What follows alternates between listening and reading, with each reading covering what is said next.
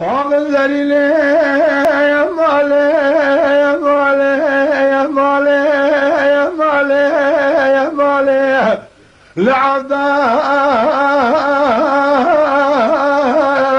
آقا تجبال عودلب إبارهي بهي برولب جلال قوري عربي تشكل مقوم مفنر بور قرد من زعم يا فندواني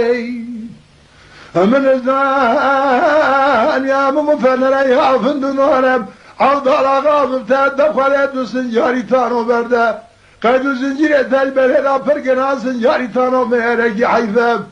جاوه مكوار من اجي گيرين الگه مقرمي جنوهاتنب فلي بيجي گه مكوار من ازتاء بيش مالي شريطا قواني عربي زريل يا ماخ آغ زريل يا مالي يا مالي يا مال زريل يا مال اخذ يا مال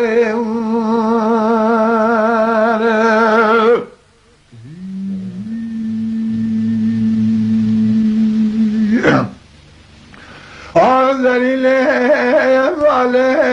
يا مالي لعبدال آقا چمه پایته لما فرات باره بسر مراته لما خود خراب که ولاده مسر حدب آلی که مهلک لعده لمسه کورسه بار بسر مراد عجمه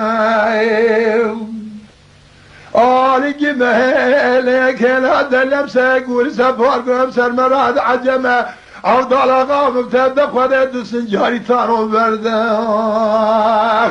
لسنجاری تانو مرگی حیفم ایزن بدل حضرت عدنه گارگی عزیزی بنازگی پار کنه فی سابه مجمع ماخ آق زرینه یا ماله یا ماله یا مال زرینه یا مال خود مال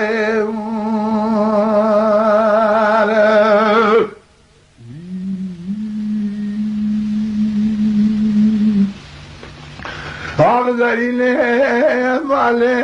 یا ماله لعبدال آقا تو بخواهی بخواه گیر سر خوب بانی فرات پایز بخت مرا پرگی چکی بحار دیر سر خوب بانی فرات پایز بخت مرا پرگی چکی عبدال آقا مبتد خودت تو سنجاری تانو برده قدر زنجير تجبر هذا فرقنا سنجاري تانو ميرقي حيثا حق برايم هرقا قائل بقائل نابي قالك بابم هي تهد دوسيك يا ماخ آغ زريني يا مالي يا مالي يا مال زريني يا مال وانا خذ يا مال